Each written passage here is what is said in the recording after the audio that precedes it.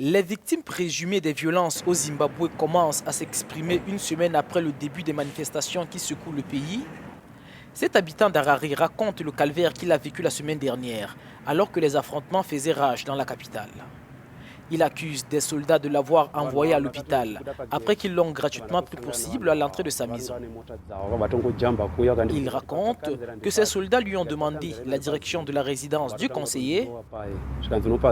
Il leur a alors dit qu'il ne savait pas où il vivait.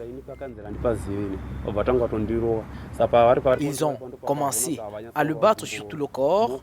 Ils ne se sont arrêtés que quand ils se sont rendus compte qu'il lui avait déjà fracturé le bras à 2 endroits, indique-t-il. Des témoignages comme celui-ci figurent parmi ceux qu'a recueilli la Commission zimbabwéenne des droits de l'homme.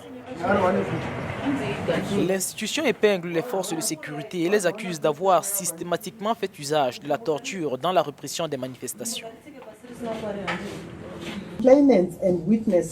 Les plaignants et les témoins qui se sont confiés à la Commission zimbabwéenne des droits de l'homme ont souligné que des soldats armés et la police sont venus chez eux dès le 14 janvier 2019 au soir. Ils rendent compte d'une répression massive caractérisée par des bastonnades arbitraires et sévères. La Commission zimbabwéenne des droits de l'homme s'est également rendue auprès de certains de ceux qui ont été victimes de l'assaut de la police et des soldats.